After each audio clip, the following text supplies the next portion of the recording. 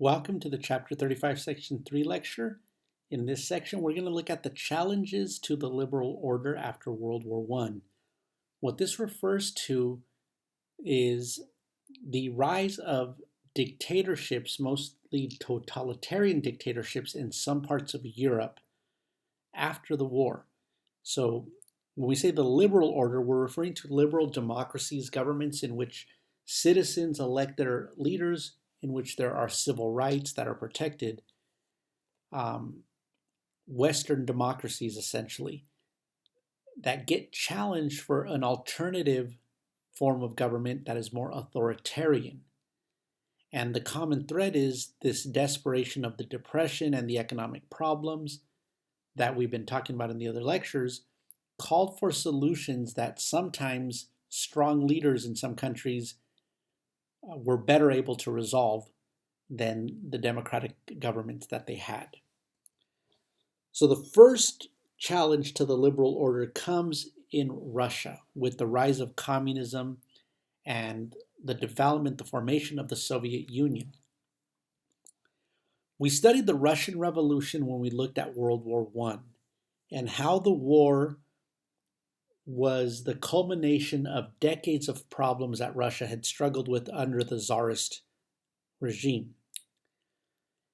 After the Bolshevik Revolution of 1917, not all of the Russian people are on board with Vladimir Lenin's plan to create a communist society to pull Russia out of the war, especially with the amount of land they had to surrender.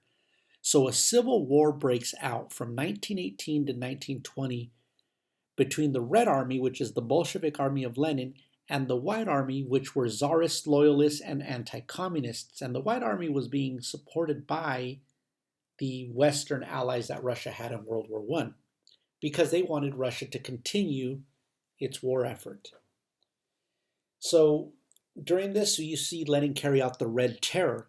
The secret police, his Cheka, arrested and killed 200,000 suspected White Army or White loyalists. In June 1918, Tsar Nicholas II and his family were all executed. Right? The idea was to end any hopes of the return of the royal family.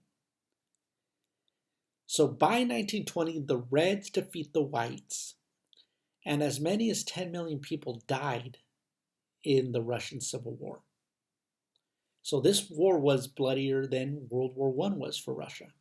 And you could see from the communist propaganda there, you could see how the Red Army is holding up the Tsar, right? The Red Army is depicted as the soldier for the people, right? This is a communist regime, and this is Russian propaganda. You're going to see the color red very prominently. Here you see a cartoon of Vladimir Lenin sweeping the earth from monarchs and bankers and the Orthodox Church. That caption in Russian says, "Comrade Lenin cleanses the earth of its scum."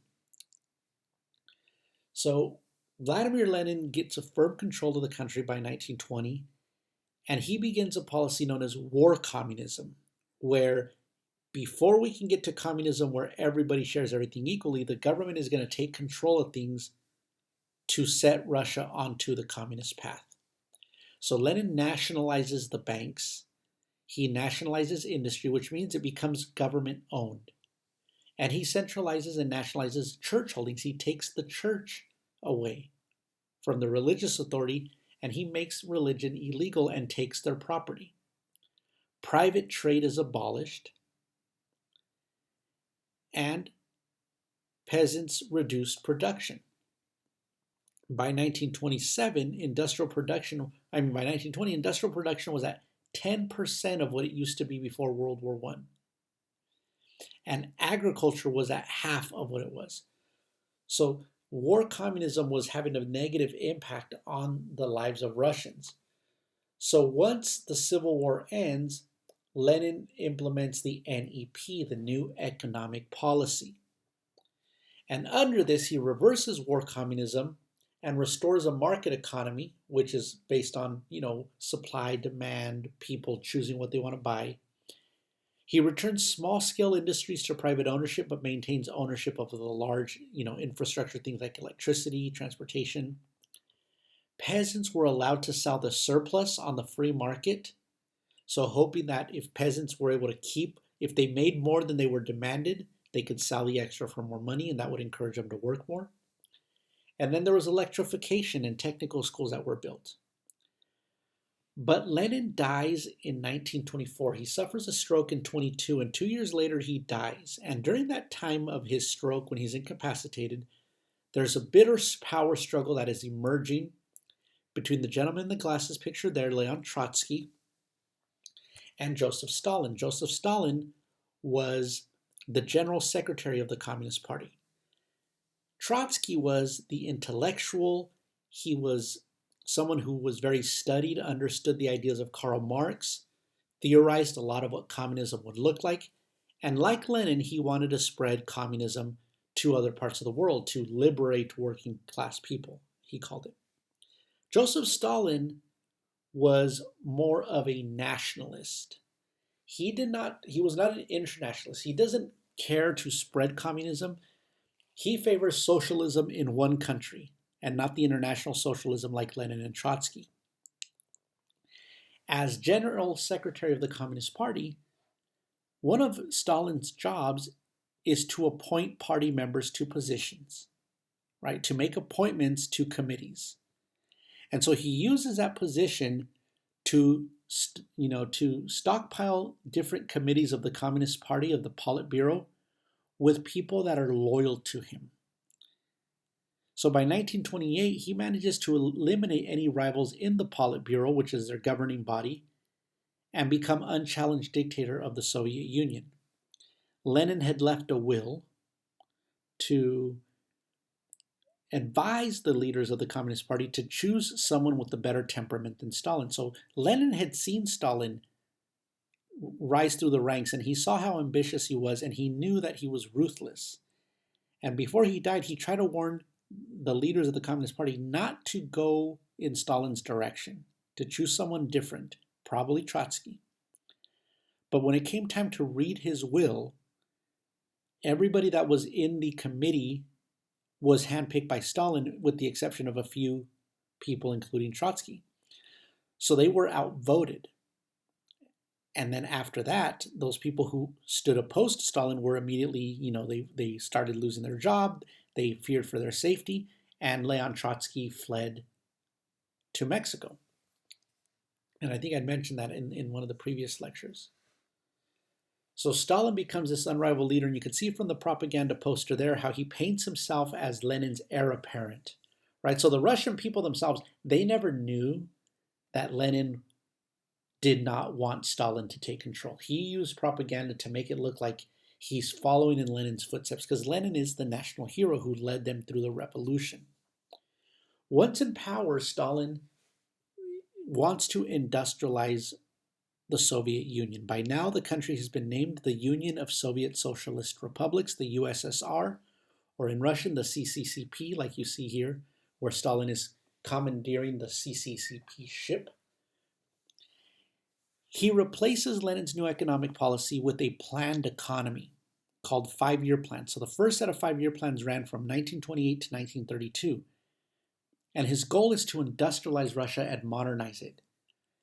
He sets production quotas very, very high, and the government controls the entire planning of the economy. The emphasis for 5 years was to build up heavy industry at the expense of consumer goods. So building factories, building machinery, building transportation systems, ports, to be able to support rapid industrialization. And that propaganda, that first propaganda at the top, shows a capitalist laughing at the 5-year plan. And then 5 years later at the bottom, you saw all this industry, all these factories, towns that were built, and you see the capitalists, kind of like, afraid now because of how fast Russia did this. The best way I could explain this to you is if I made you think of, we have a few weeks before the AP exam. Imagine I told you have to read every chapter in the book, and then there are 2 other AP textbooks that other schools use, you're going to read them both as well. You're going to take notes, synthesis notes on every single chapter. You're going to do a Hippos chart for every single document that is in any of those books. You are going to, in addition, write an essay about every single chapter. And you're going to write a DBQ around the topic of every single chapter. And you have to have this done by the time you come back from spring break. Now, that's what I'm giving you quotas. I'm setting limits, right? That's how unreasonable some of these quotas seemed. Now, if I told you if you can do it, will you do it? Most of you would say no. Or you would say you could do it, but it would cost you a lot of mental anguish. Now, under Stalin, these production quotas were met very harshly if they were resisted. So Russia is able to industrialize because of these strict quotas. Imagine if I had told you that if you didn't do this, then your entire family would be put to death, right? That would have a different impact on you. You'd find a way to get it done, as hard as it seemed. And that's what happens in Russia. So Russia is able to really make a lot of ground industrializing under Stalin. But it comes at a very high cost, a very high human cost. In agriculture, in order to feed the workers, he collectivizes agriculture, which means that the state seizes private farms to create large government-run farms. And production of agriculture is going to increase. But this increase in the food is not going to be for the peasants. It's going to be for the workers in the cities, and it's going to be sold to other countries so Russia could have money to buy machinery. So this policy was very unpopular. It was resisted by the peasants, especially the wealthier peasants known as kulaks that you see protesting at the bottom.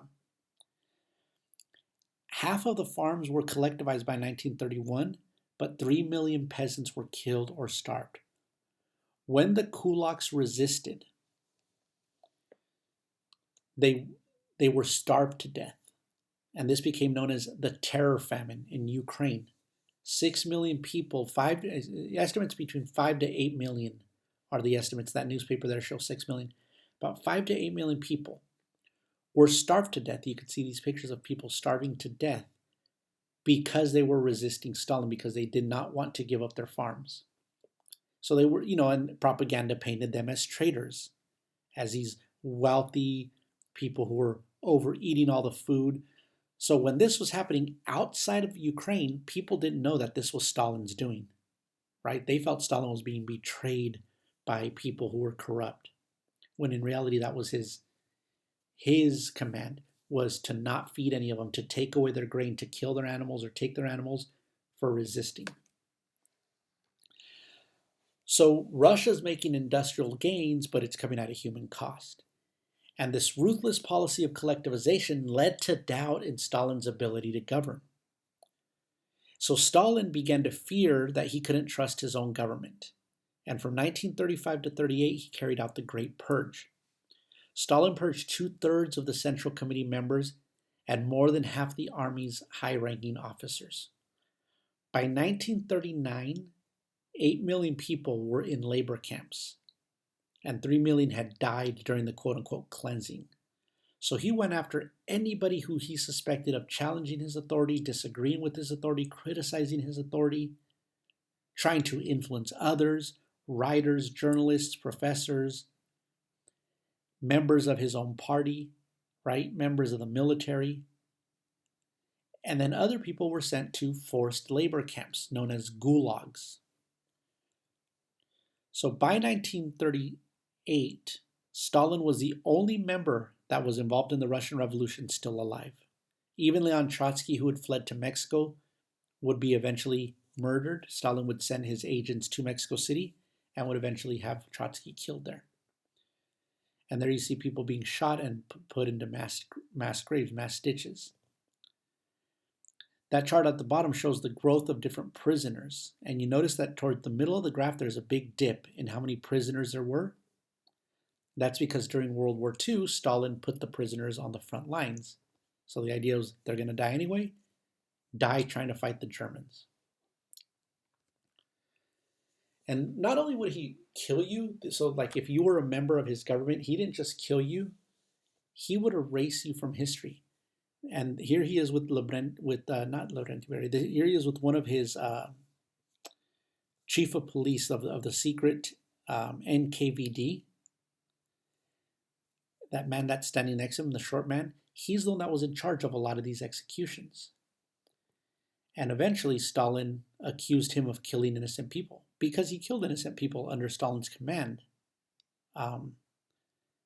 Stalin eventually had him killed because he knew too much. And after he would kill you, he would erase you from the history books, like you see in this slide. Right? As prominent members, Kamenev, Zinoviev, Bukharin, who were key leaders of the Russian Revolution, slowly get killed off, and history books and other official government records eventually recreate photographs to cut people out, kind of like what you do when you get mad at your friends.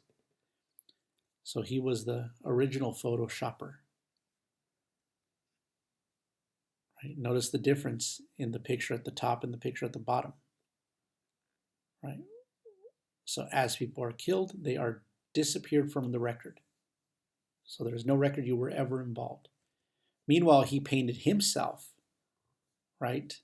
Or portrayed himself as someone that was following in Lenin's footsteps, and Marx and Engels. And then on Friday, you're going to be reading primary sources. So when you read this primary source, which is called The Industrialization of the Country, you're going to read Stalin's rationale. So I want you to be able to know the rationale Stalin gave on why all this had to happen. Why was he in this rush to industrialize? This document will make that clear to you. Next, we look at the example of Benito Mussolini and his fascist government in Italy. So Mussolini is the leader of the fascist movement, and the word fascism comes from this Roman weapon of fascia, or fascis. You've also seen it on the back of a dime. And it's a bundle of sticks with an axe. And the bundle of sticks represents unity, strength and unity. When you have one stick, it's easy to break. When you have a bundle, there's strength. And then the axe represented the authority, right? If you went against this unity, if you tried to go against the unity of the country, you would be met with severe punishment. So that's what fascism is. So it's an ideology that's developed as an alternative to liberal democracy in dealing with the rise of socialism and communism. And it starts in Italy and then Germany and then eventually Spain as well. So fascism emphasizes an extreme form of nationalism and subordination to the state. So there's a veneration of the state. It's like devotion to a charismatic leader, right? So imagine a country who they don't wave flags for the country, but they would wave flags with their leader's name on it or his face on it, right? Can you imagine what that would look like in the United States, right? You had the military exalted, military parades to display the power of the military, the strength of your country, to try to instill pride. Youth uniforms being worn by youth, right, to try to make everyone look the same in uniform. Here in this Diego Rivera mural, you could see Benito Mussolini portrayed, and right beneath him you have like the KKK and the America First movement here in the United States, which was also very similar in its hatred of people that disagreed with their ideology. And so ultranationalism is nationalism taken to the extreme. You place the state above anybody else, above individuals. So how does fascism come about? It comes about with economic anxiety, right? Fascism is a way to ration a stagnant economy to in-groups, right? So society has to be divided into us versus them. So one of the things fascist leaders do is they constantly berate their opponents. They constantly talk bad about their opponents to separate the country between our side and their side. And it has to do with scarce resources. If there's not enough jobs, if there's not enough resources, who do we give it to, right? So we create an us and them, an in-group and an out-group. The them groups are scapegoated for the economic problems. You blame them, right? So half the country hates the other half and blames them for the problems. Then you take the half that support you, right? And you provide things for them so they'll continue to support you. So political instability and infighting leads to erosion in confidence in democracy. And so the reason I share this is because this is what's happening in the United States today, right? We are a very divided country, and there's a lot of political infighting. Our government, our Congress is very ineffective to deal with problems.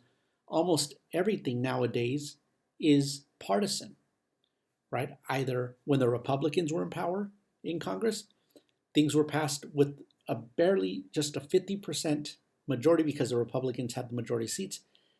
Recently, with the Democrats taking the House back or taking back the Senate and holding Congress, you've seen the COVID stimulus bill pass with no Republican support, right? So the two sides are very opposite. And when it comes to dealing with the country's problems, people don't trust that the government can get it done. And then you discredit the free press, right? You discredit the media, maybe by calling it fake news, right? Making people believe that what they're being told is a lie. And then whenever they do mess up in the news, you highlight their mistakes to try to prove that it's not real. So people don't trust the truth. The state tries to create its own media or seeks to create its own media, right? News the government gives you from their perspective. The military is glorified, right? So you support this idea of kicking butt. Violence is supported and encouraged. And you speak in terms of military when you're talking about your opponents. And it also promotes the ultimate sacrifice is to die for your country. There's loyalty to a charismatic leader more than to institutions. People begin to care more about the person who's in the government, the person who's the leader, versus the ideas of the country, of the institutions. So you saw this when people stormed, for example, storming the Capitol on January 6th. Right? There was a charge that the people were being more loyal to the president than to the ideals of the Constitution.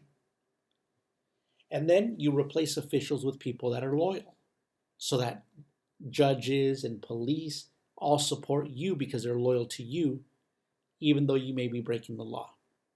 And then economically, fascist corporatism, corporations work hand in hand with the state. And you attack individuals, you attack intellectuals, college professors, educated people, because they're likely to be the most critical thinker, the most likely ones to have evidence that what you're doing is wrong. What you say, they have evidence and research to prove that your things are not true. So you go after them first, and you get people not to trust them, but to trust you. And so that's what Benito Mussolini does. He becomes nicknamed Il Duce, the leader, right? Our leader. So in 1919, he founds the Italian fascist movement, and with his supporters known as Black Shirts, they begin to beat up socialists in the streets. And in 1922, they march on Rome, and he's invited by the prime minister and by the king of Italy to become the leader and form a new government. So once he's in power, all other political parties got banned, and it became a one-party dictatorship. He was supported by business because he crushed labor unions. His supporters attacked strikers and people that were trying to create labor unions. They prohibited strikes. They attacked communists that businesses saw as a threat to their profits. He was not aggressively anti-Semitic, but when he became an ally with Hitler, he did begin to support Hitler's persecution of the Jews. So there's a primary source, again, you'll read on Friday, and you'll hear from Mussolini's perspective what fascism is. And then the third example of government is the Nazi government of Germany that was made popular. It wasn't started, but it was made popular by Adolf Hitler, the Führer, the leader of Germany. So Germany's Nazi regime begins as a political party, the German National Socialist, the NSDAP, National Socialist Deutsche Arbeiter Party, the National Socialist German Workers' Party. So even though it has socialism in its name, it isn't socialist. They were very anti-socialist and anti-communist. And you could see from these posters, right, they're promoting family, the United German family. They're attacking communists and the wealthy Jew, the stereotype of the wealthy Jew that was part of capitalism that you see in that middle poster, based on stereotypes that had been around in different parts of Europe, dating back hundreds of years. This wasn't the first time Jews were persecuted or attacked in Europe. So Hitler was born in Austria, schooled in Vienna. He moved to Munich and he fights in the German army during World War I.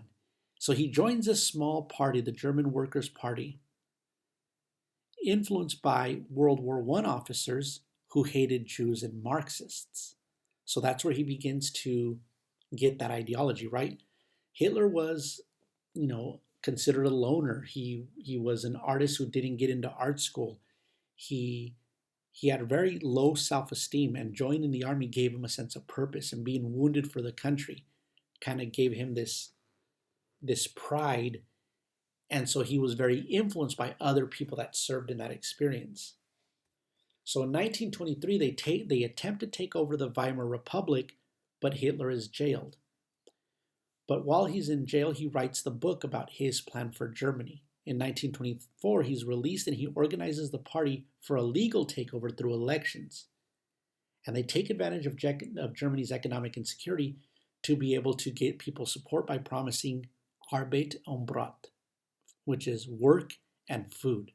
Hitler will provide jobs. Hitler will feed you. So you begin to see during periods of economic instability, the Nazi regime gaining more and more power. Between 1930 and 1932, there's a struggle. The NSDAP, the Nazi party, it enjoys support from the lower middle class because the public was losing faith in democracy during the Depression. The Weimar Republic was also associated with defeat. They're the ones who signed the Treaty of Versailles. They're the ones who saw the Great Depression happen in Germany, the inflation of the mark. So the Nazi Party becomes the largest party in parliament. And then Hindenburg offers Hitler the chancellorship. Hindenburg was the president of Germany. He offers him to be the leader of the parliament, thinking they can keep an eye on Hitler by giving him a platform and putting him in a position they could kind of keep an eye on him. But once he's there, he consolidates power. He creates a one-party dictatorship. He outlaws other parties. He was very much influenced by Mussolini. So from 33 to 35, he is consolidated. He takes over the courts, the civil service, the military, by surrounding it with people loyal to him. And pretty soon you could see the German flag disappeared. In its place was the Nazi flag. Right? Hitler creates the Third Reich, the Third Empire. He said his empire would last 1,000 years. And so everyone had to fall in line. You divide your society into us and them. He staged these mass rallies in Nuremberg, right? Just these massive displays of unity and solidarity, uniformity, discipline, and it gave the German people a sense of pride and purpose. Right? Even imagine if you were here in one of these stadiums, right? You would be overwhelmed with the organization. And people got seduced into his rhetoric through this. And here you see a picture of a man who's like, no, I'm not buying it. And everyone else is, saluting him. This man was later arrested and shot for not going along. Right? And pretty soon you see the Nazi flags hanging on all the major cities, right? Making, Germany great again, as he would say. Right? Restoring this glory, because remember, Germany had been defeated in World War I. So this is the regime that is going to eventually start to violate the Treaty of Versailles, and it's going to lead us on the road to World War II. So again, you see through these images how easy it would be for people in the country to be inspired by those displays of patriotism, extreme nationalism. Because if you didn't fit into this, right, here, ein Volk, ein Reich, ein Führer, one people, one Reich, one kingdom, one leader, right? But if you didn't fall into this, if you criticized it, you were persecuted. So once in power, the Nazis emphasized racial purity and a cult of motherhood. They attempted to increase birth rates through propaganda, encouraging women to have children, right, for the Reich, for the empire, and promoting certain values. So They also began to use eugenics. Now, eugenics was not German. They'd been using these in the United States, in Australia, and Canada. These were deliberate policies that they thought were going to improve the quality of the German race by choosing people they felt to be quote unquote inferior and sterilizing undesirables. People that were mentally ill, people that were disabled. The state sponsored euthanasia of physically and mentally handicapped people. So they were put to death. This propaganda poster at the bottom says, "This man cost the German government 60,000 marks a year." Right? And essentially it's saying, imagine what could be done if we didn't have to spend this much money on people that are not really producing for the country. And that's how people were seen. The other one was trying to look at, trying to highlight inferior qualities of certain groups of people and why they should not be allowed to marry with Germans, or why they should be euthanized, put to death, or be sterilized so they couldn't have children. So a lot of this was rooted also in anti-Semitism. In 1935, the Nuremberg Laws deprived the Jews in Germany of citizenship. It forbade intermarriage. The Jews became economically isolated. They lost their jobs, they lost their assets, they lost their businesses, and eventually were forced to live in segregated parts of the city called the ghettos. And in 1938, Kristallnacht was a night of broken glass where there was attacks on synagogues and Jewish businesses throughout Germany, breaking of windows, which is the word Kristallnacht. And that's the beginning of the terror, right? 250,000 Jews fled to other countries, but others were trapped. And then eventually Hitler, as we get to World War II, we'll study the Holocaust, he begins the persecution to try to kill them and, quote unquote, exterminate them. So even that they would refer to them in terms that you would use to refer to animals.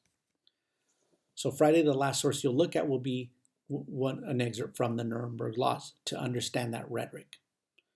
Okay, so that is it for this section. If there's any questions, be sure to ask in class.